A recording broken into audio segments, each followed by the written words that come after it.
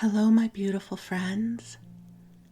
I am Bleadon-Maffei with Illuminating Souls, welcoming you to this episode of Sleepy Bedtime Blessings, a podcast designed to help you rest, relax, and fall asleep, all while deepening in your connection with your beautiful team of angels who love you so. If we're meeting for the first time, I am an angelic practitioner, a spiritual teacher, and an encourager of souls. And it is my absolute delight to support you on your path of light. My offerings include one-on-one angel sessions, which take place over the phone. I also offer soul mentoring, which allows for an extended time of support as you move through change or growth or transformation in your life. And I also offer a variety of classes designed to inspire your spirit and help you come into heart-centered community. I'm so blessed that my classes attract the loveliest people. They're typically small in size, anywhere between 4 and 8 people.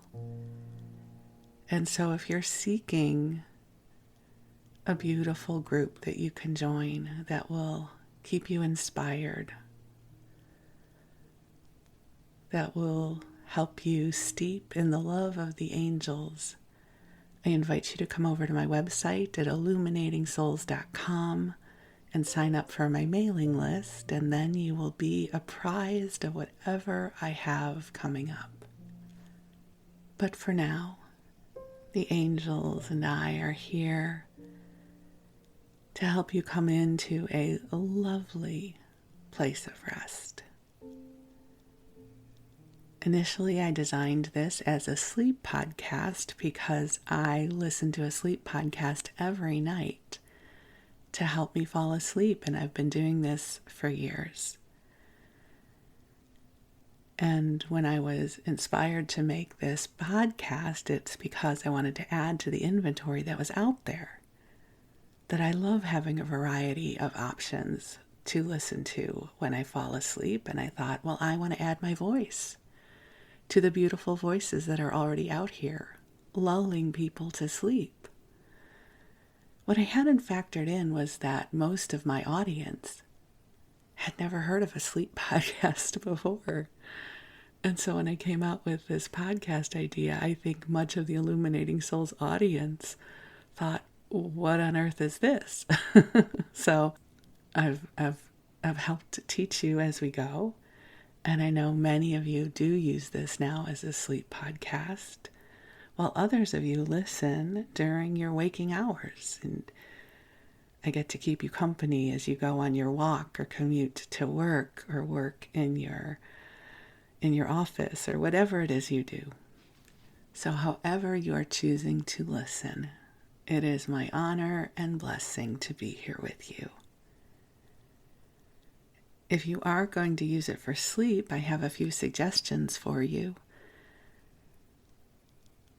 When I listen to a sleep podcast, I turn the volume down lower than I would if I were listening to an audiobook. Because when I listen to an audiobook, I want to pay attention to everything versus when I listen to a sleep podcast, I want it to be able to drift off into the background. And so I turn the volume down low and I snuggle up in bed. And I use earbuds, which don't bother me to fall asleep with them, and I always find them the next morning. And usually within 20 minutes, I am off into that beautiful mystery of sleep. And I don't know if you can hear the birds as I record this. It is early morning. It looks like it's going to be a gorgeous day here. The sky is already blue, and I'm seeing so many different shades of green out my window from the trees and the vines. And it's a feast for the senses. And so I just share this beauty with you. So grateful for our time together. So the way this episode is designed, we'll have anywhere between 15 and 20 minutes of this first part, which is usually me waxing poetic about a spiritual theme, and I bring the angels in for you. And then the second part is our story time. And story time can be stories from my life. I might read to you from something in the public domain. It can be a blend of all of the above, but nothing too compelling so that you will feel obligated to listen for the whole episode. But the episode will run about an hour, so you have plenty of time. So I invite you to take a nice deep breath in and let that out. Just allowing the beauty of this moment to flow to you as the angels gently bring their loving energy to you. You are precious in this world. You are born of the breath of God.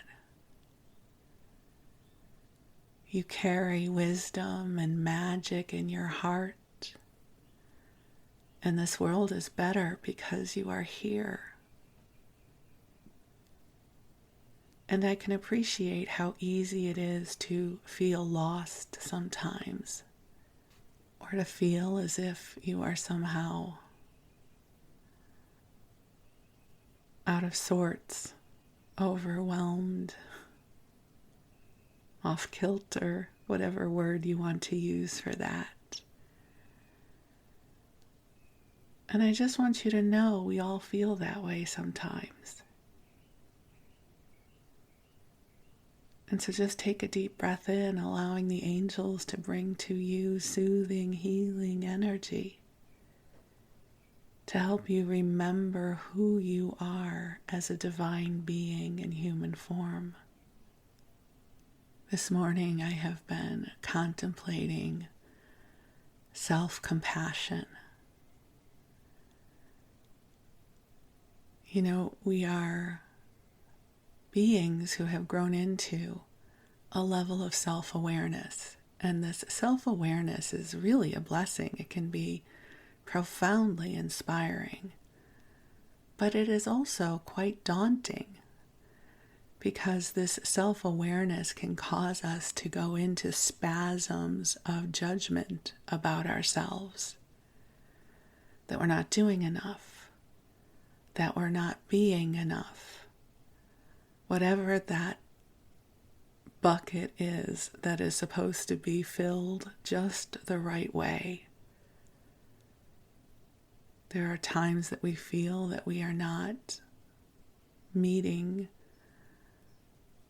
our ideal of who we think we're supposed to be or how we are supposed to be in this world. And the judgment filters in. And I wish we were taught more about self-compassion. Because the truth is, we are learning and growing every day. That life is not just one continuous straight line. It is loops. It's backtracking. It whirls around and we get disoriented. And then we find our way again. It ebbs and flows and changes form. And we change form with it. So the angels and I invite you to take a deep breath in and allow yourself to breathe in compassion for yourself. We may not know each other personally, but I promise you, I know that you are courageous. I know that you have already brought into the light experiences from your life that you have been willing to heal and look at and shift and transform. I know you have a beautiful heart, and I know you are a blessing in this world. So take another breath in and allow yourself to connect with the true beauty of your spirit, your true spirit that is whole and complete, that is filled with wonder and light and goodness. And with this next breath, I will call the angels in. They are already here, but I love the ritual of sharing them with you. So let's take another deep breath in together and release. And beautiful angels on high, I invite you to join us here. And angels, I ask that you bring waves of comfort, of love, of understanding, and of compassion for each of our beloveds here and now. Angels, infuse us with divine light to help us come into our wholeness, connecting with our greater spirit, feeling the brightness and the beauty of the divine as it breathes and embodies us in this life, that we are the embodiment of the light and of the goodness. And just take a beautiful breath in as the angels bring healing, soothing, light-filled energy to you. And there is so much love flowing through for you right now. The angels know what is transpiring in your life, and they are here to support you.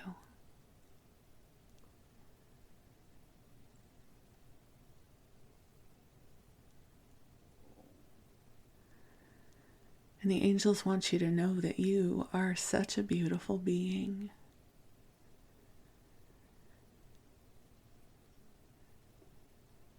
You are a blessing.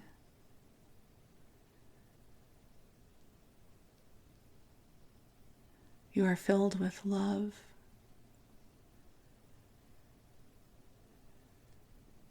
You are a bringer of light. And just breathe in.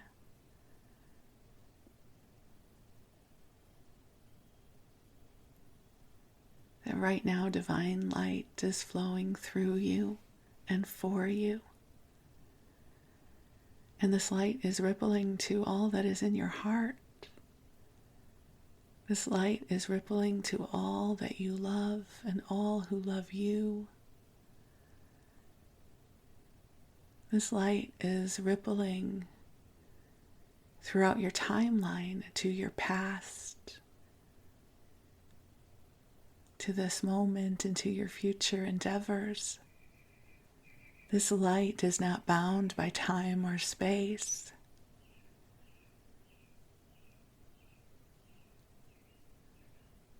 So allow this light to travel throughout your consciousness, throughout your lifeline.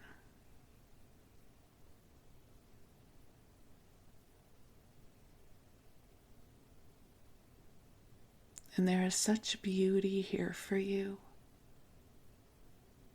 Please do not allow your judgments of self to get in the way of you being a part of the beauty of this world. And beauty just does not mean external beauty in the way that humanity has labeled a small subset of appeal. Beauty is multidimensional. It is a life force. It is an expression of the vibrant, pure potential that is our lifetime. Beauty is the way you laugh when something's really funny. Beauty is the way you snuggle up with your animals and you comfort each other. Beauty is the way you hold the door open for someone as you are going into a store. Beauty is the way you feel deeply for something that is transpiring for people you do not even know. Beauty is you. You are exquisite. You are wondrous.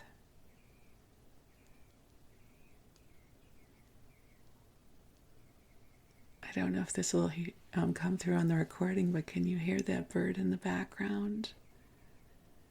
It's rather faint. It might not be coming across, but I love the way these birds sing their song. It is something that always touches my heart so.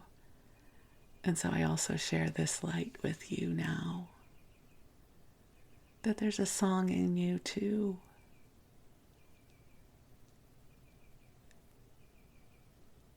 Your consciousness, your loving presence, your wisdom, your joy. You are the embodiment of light. So take a nice deep breath in and allow the love of your angels to wash through you, giving your worries and fears to the angels, letting them carry them for you so that they can help transform them. And just breathe in, receiving the love that is here for you. And if you are preparing for sleep, allowing your body to relax and grow heavier as your consciousness grows lighter, that this is your time to rest and replenish. This is a time to restore.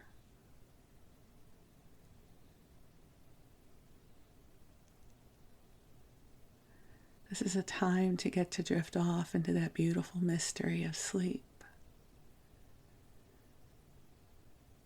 And my hope for you is that you have the sweetest of dreams. And that when it is time for you to come out of your sleep cycle, that you awaken feeling replenished and restored. And my hope is, while you sleep, that soul whispers and sparks of inspiration find you, so that in the coming days it becomes easier for you to navigate the circumstances of your life. I am so deeply grateful for the gift of you, and I am so grateful for this time together. So remember, my friend, self-compassion. Love yourself well. You're doing so much better than you give yourself credit for. Self-compassion is the elixir of the moment. Sometimes when I'm focusing on self-compassion, I put my hand over my heart and I just say, oh, God bless your heart. God bless my heart. God bless me. God bless my heart. I am doing the best that I can. And I remember to breathe in that love. So I invite you to do the same. God bless your heart. God bless you. A little bit of self-compassion goes a long, long way. Helps to clear out the judgments and the harsh edges that we sometimes wield against ourselves. Because right now, the angels are saying a prayer of gratitude for you. They're here to help you remember who you are as a divine being in human form. And in this moment, I thank God for the gift of you. I am so grateful that I get to shine love on you right now. I get to love you up. That's a term that my husband and I often use about this work. At the end of the day, we just want to love you up. We want to love you up so that you remember you are worthy of celebration, that you are worthy of goodness and light and love and, yes, compassion.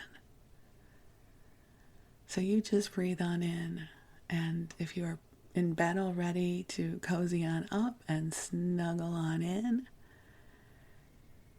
pulling the covers up just so.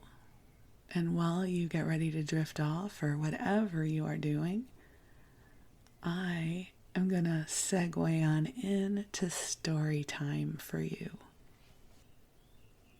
So, I don't know if you've spent much time in Google Books, but I am enchanted with Google Books. So I don't know if you know how public domain works, at least here in the US.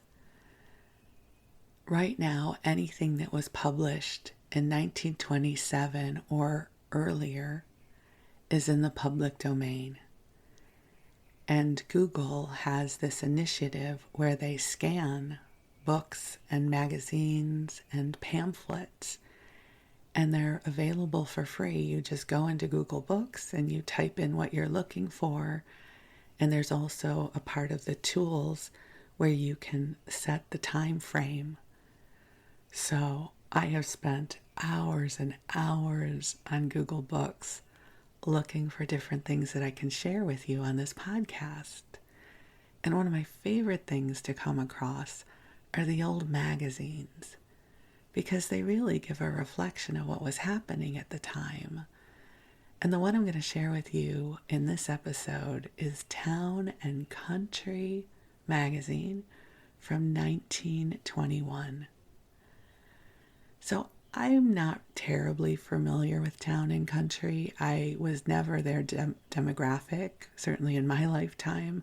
My perception it is for the wealthy country club set, which I am not a part of. And judging from the magazine in 1921, it seems that that has always been the case. But I'm enchanted by the real estate listings and the ads. And so I'm going to virtually flip through the pages, which are not real paper because I'm using it on my iPad. But let's see what we can discover together. Well, the first big ad is for a car. It says, "The car with a reputation, the HCS Motor Car Company of Indianapolis, USA." I've never heard of that company before.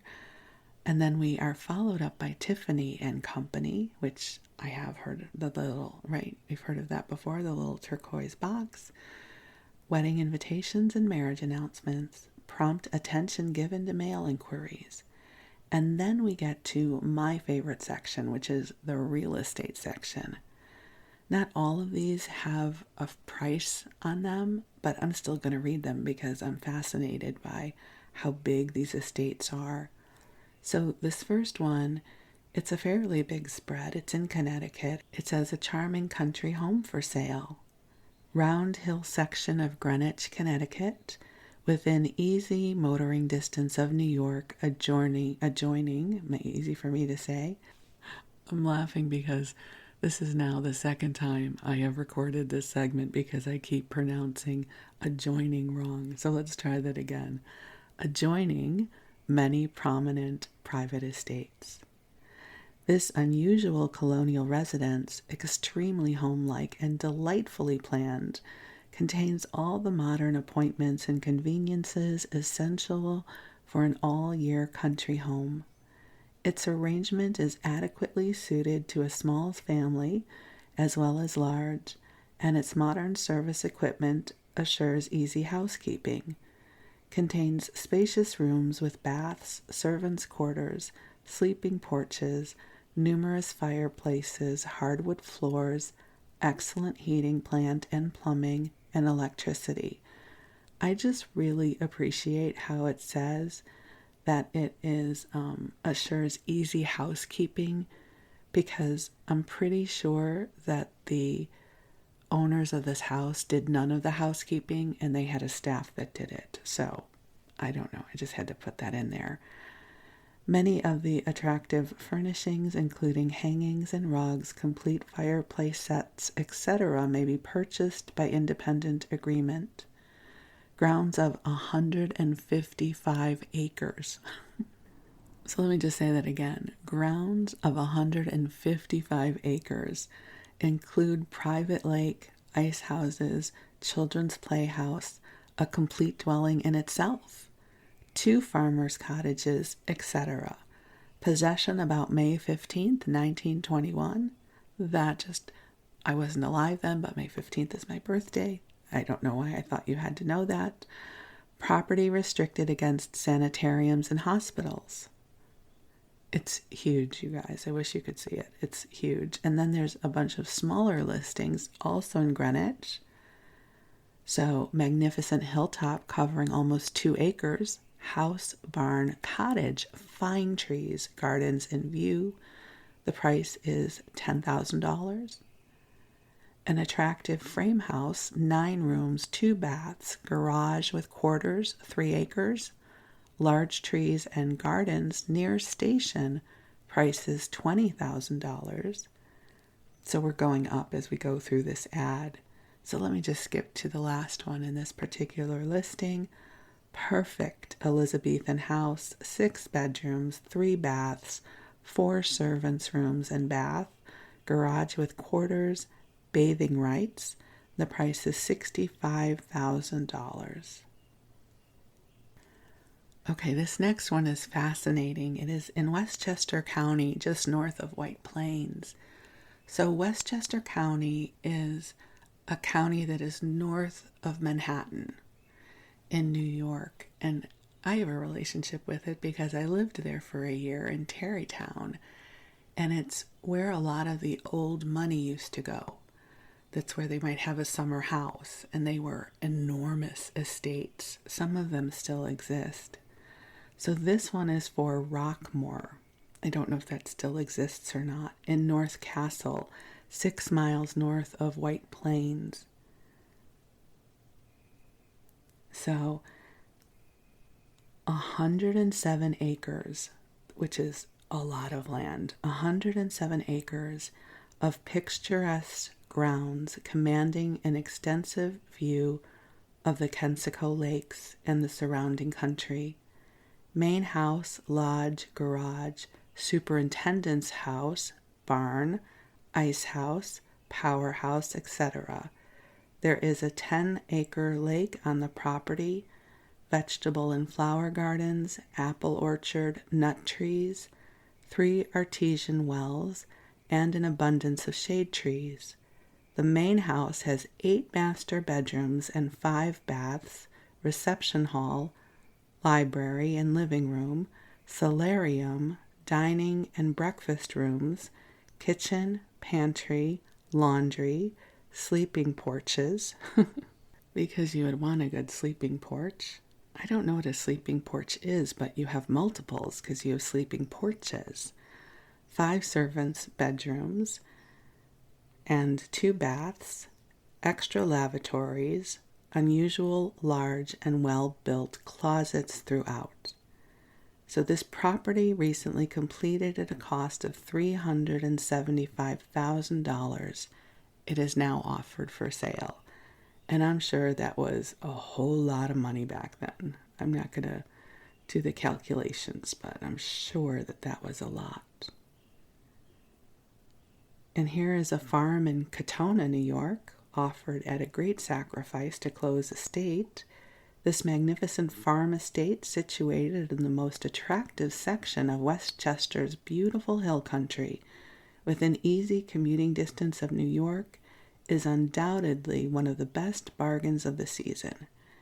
It consists of a beautiful colonial house, 7 masters' rooms and 4 baths, 5 servants' rooms and bath, and sleeping porch. Again, with the sleeping porch, I should look that up.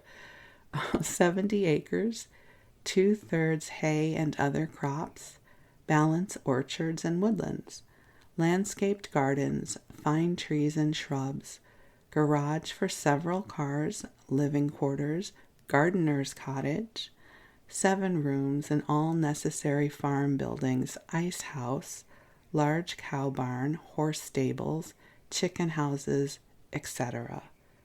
They don't tell us how much it is, but it sounds delightful.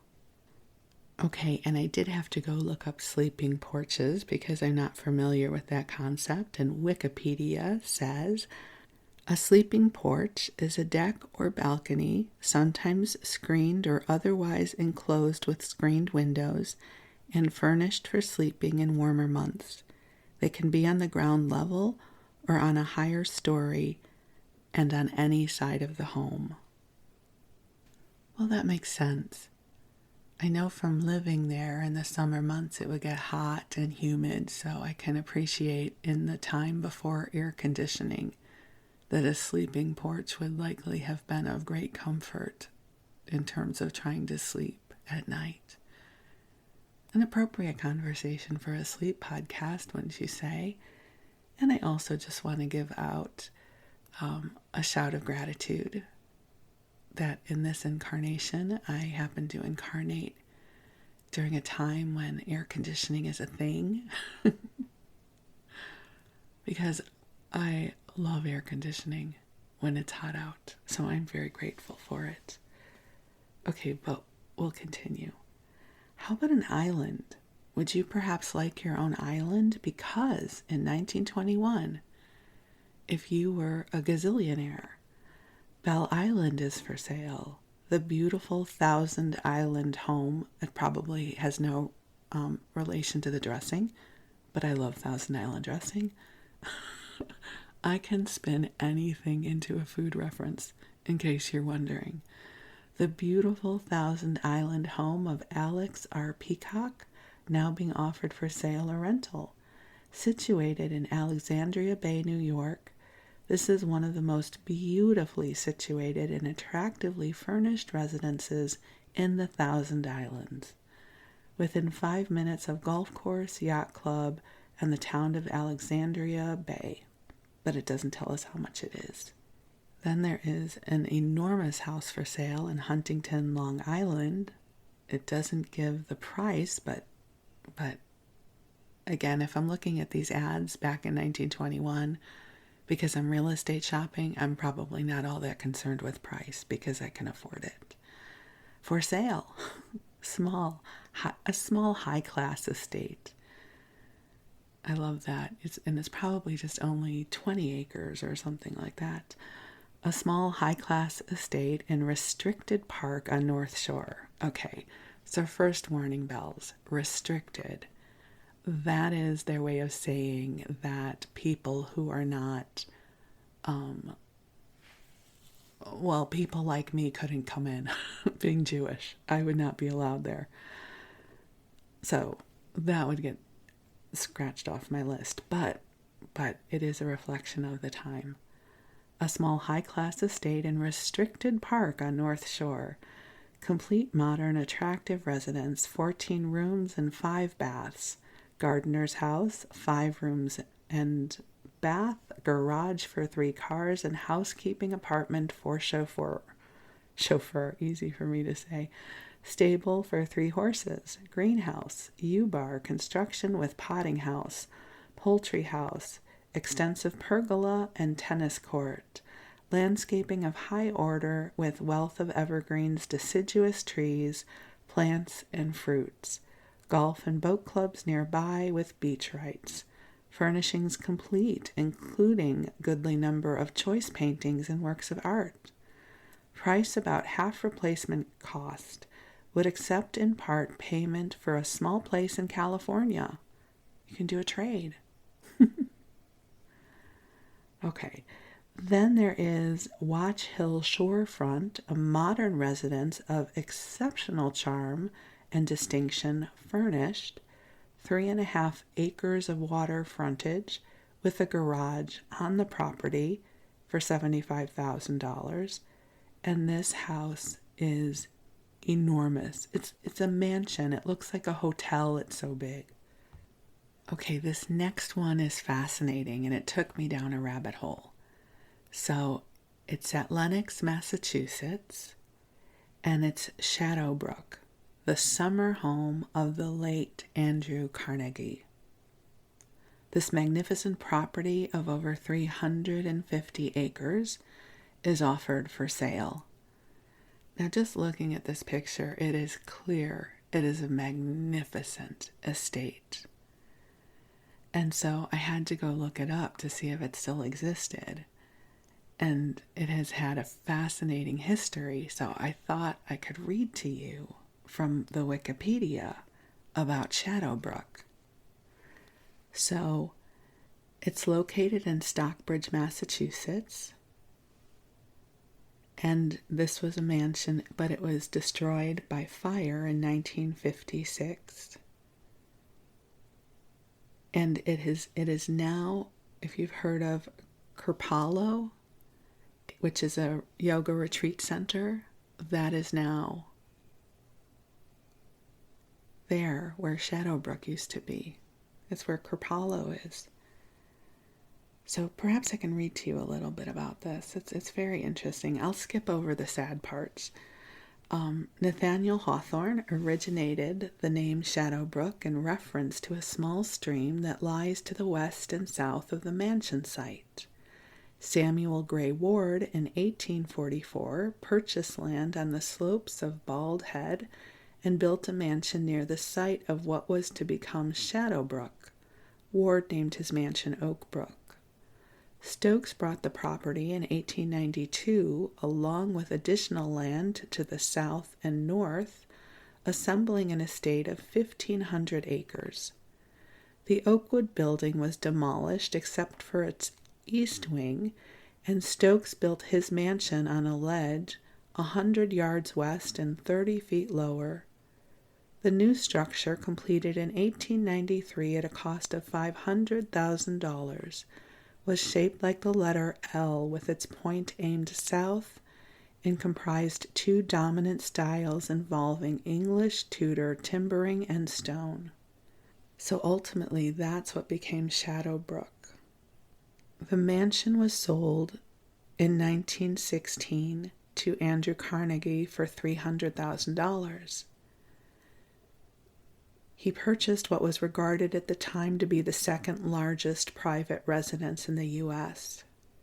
The estate was among the most prominent examples of the Gilded Age in the Berkshires, and he died there in 1919. And then it became a training center for Jesuit priests. But then there was a fire there, and it was destroyed. And later it would become Kripalu. So isn't that an interesting history? So this is reflecting the time after Andrew Carnegie's death that the estate was being sold. Perhaps you would like a place in the Adirondacks. How would that be? Upper St. Regis, blue skies, clear waters, cool breezes, pungent with pine. That's a great headline. Pungent with pine. 3 masters buildings containing 10 masters bedrooms, 5 masters baths, 3 large living rooms, dining room, 20 by 40 open fireplaces in all of these rooms, also large fireplace on piazza, 11 servants' rooms, garage, 2 large boathouses, 2 launches. The camp is entirely new, and you can rent it for $4,500. And there's an article here. I'm really hesitating whether or not to read parts of it to you, but it is fascinating for me. It's an article about Henry Ford. And, as time goes on, people's reputations kind of get whitewashed, right? We think of Henry Ford as this amazing inventor, and he helped to modernize the automobile industry, but it turns out he also was a rabid anti-Semitic. And they really go to town about this in this article. So I was trying to decide if I would read this article to you. And I don't know that it's sleep podcast worthy, but parts of it are very interesting.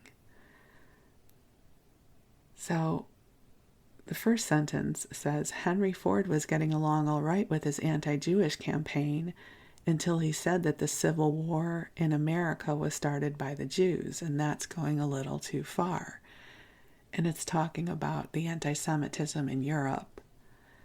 And now he's trying to bring that into American politics.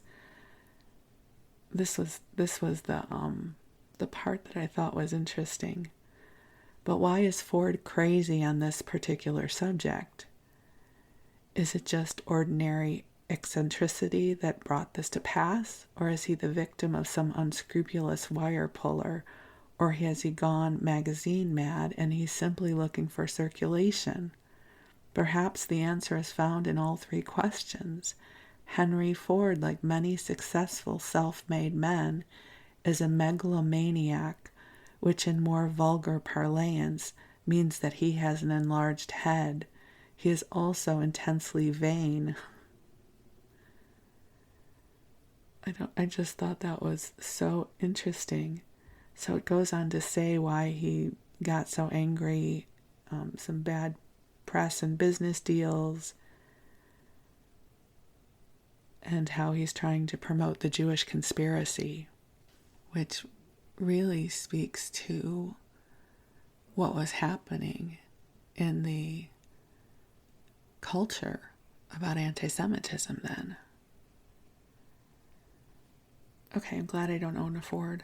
I mean, I know that that's really old news, but, I hold a grudge. Well, let's see what else I can find for you. Maybe something lighter and brighter.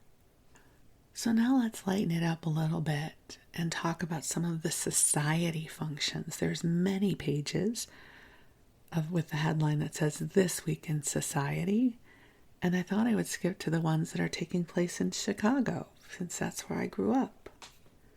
Let's see if we can find any names that are recognizable. So far, I don't see any. So I'm going to do my best to pronounce these names for you, but I promise you I will not get them right. Shrove Tuesday evening in Chicago offered plenty of entertainment. 3 benefits divided attention of society people, and each was well attended. So there was the Rex Ball. So the Rex Ball, which was given for the benefit of the Girl Scouts of Cook County, Mrs. Samuel T. Chase being the moving spirit. At the west end of the Gold Room, a dais with a canopy had been erected, and as the hour of 11:30 approached, the floor was cleared of dancers, and Miss Mary Rand and Miss Virginia Fitzhugh appeared as trumpeters, announcing that Rex himself, and then it says in parentheses, Paul Gardner, was approaching. The dukes who escorted him to his throne were Lester Armour, James C. Hutchins, Jr., J. Morse Ely, Robert Gardner, Howard Lynn, Newton Perry, James Ward Thorne, Roy McWilliams, and Richard Eli Danielson. None of the names we recognize, but I'm sure had we been in Tonied society in Chicago in 1921, these would have been recognizable names.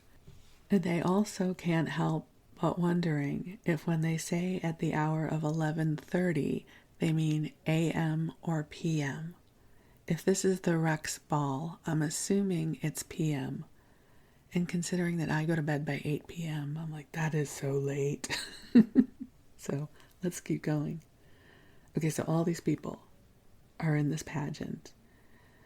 Of course, Rex will wish his costume described, for he felt keenly the lack of interest his identity aroused compared with that of the queen. No one knew who either was to be, and there was much speculation as to who was, quote, the most beautiful woman in Chicago.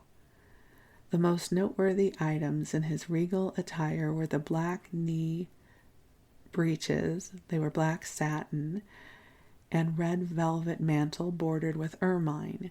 He wore a gold crown. Then appeared the queen, who removed her mask, disclosing Mrs. Marshall Field III. Of course it was her, and in her royal robes she looked very regal. So if you've been listening to this podcast, you know that Marshall Fields and Company was a huge department store in Chicago that really was very high end, and they were very much a part of society. So she had the role of the most beautiful woman in Chicago. Over her gown of white lace hung a mantle of cloth of gold embroidered in rhinestones in a fleur-de-lis design. She wore some beautiful jewels, including a diamond tiara. The maids of honor who attended her in the procession wore white satin gowns with court trains of scarlet velvet and pearl coronets. They carried bouquets of roses all alike.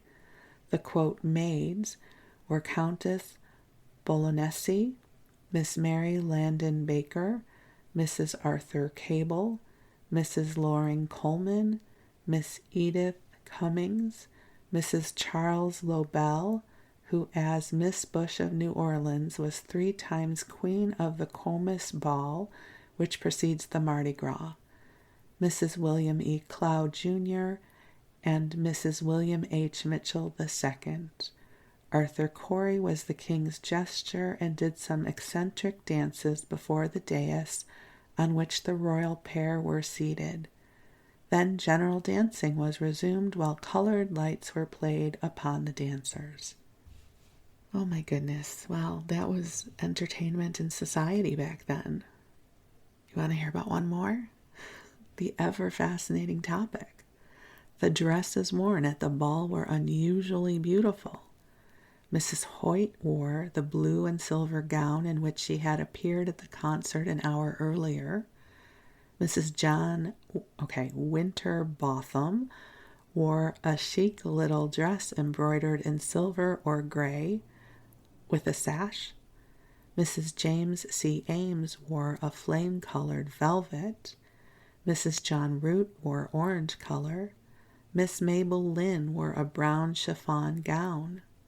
Dancing together most of the evening were Miss Mary Landon Baker and Alistair McCormick, whose engagement everyone has been speculating a long time was announced a day or two later. Miss Baker, whose picture appeared recently in Town and Country, is the daughter of Mr. and Mrs. Alfred Landon Baker of Chicago and Lake Forest. Lake Forest is a very tonied suburb of Chicago.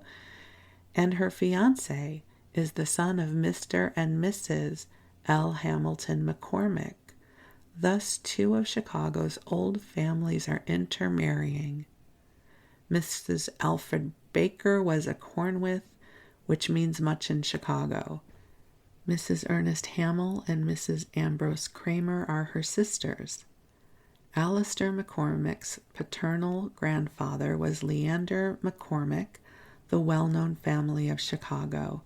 His mother, Mrs. Hamilton McCormick, though British-born, has won for herself the devotion of Chicago people to an unusual degree.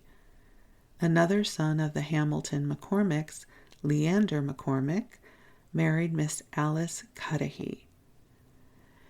I wonder if those are the McCormicks for the McCormick Convention Center in McCormick Street. Probably so. Okay, so, and there's a lot more going on in society. And then I'm going to skip ahead to the next issue, which is all bundled together. They always usually give you about 6 months worth of issues of the magazine when they scan them. So we land ourselves back in the real estate section. So how about this? An absolute country-style residence in the fashionable town world of London, England. 9 Palace Green, Kensington Palace to be sold. A rare opportunity occurs of securing one of the most beautiful detached modern mansions approached by carriage drive and enjoying absolute quietude. Many thousands of pounds have been judiciously expended on this fine property to ensure the maximum of perfection and comfort. The residence faces Kensington Palace and enjoys delightful views over the gardens beyond. The whole of the accommodation is comprised on 3 floors, the entrance floor being occupied by a magnificent suite of entertaining rooms leading from an exceedingly fine paneled reception hall. The bedroom accommodation is well planned and suitable for a large family. There are several bath and dressing rooms on each floor. The domestic offices are of exceptional character, and the whole property can easily be managed with a small staff of servants. The lease is held for a term of over 80 years at a moderate ground rent. You could be next door neighbors to Kensington Palace. How about this one? We're back in New York. We're back, I think this would be Westchester County in Rye, New York. A beautiful suburban residence called, quote, Long Meadow, and it has 5 acres. A home constructed and equipped with generous care. Luxurious living room, 35 by 35 feet as per illustration, with adjoining conservatory, paneled dining room, library, reception room, and spacious hall. 8 masters' bedrooms with 5 masters' baths, 5 maids' rooms and bath, brick combination stable and garage, containing chauffeur's quarters, 5 rooms and bath, also oh my God, this is so big, also gardener's lodging, 4 rooms and bath, carefully developed grounds, mature specimen trees, rare shrubs, and extensive gardens, 40 minutes from New York, in a most exclusive environment. That's huge. 35 by 35 feet. That's an enormous room, and 8 masters' bedrooms, 5 baths, and 5 maids' rooms and a bath. That's a lot. Okay, and here's one more. This is in Connecticut. A country estate of distinction for sale in Stamford. Situated along the state road between the 2 forks of a Y, one leading to Bedford, the other to New Canaan. 70 acres with lake covering about 3 acres. Beautiful rolling country with oak, maple, and birch trees. Residence contains large entrance hall, a library, 30 by 40 feet, living room, dining room, all paneled in chestnut.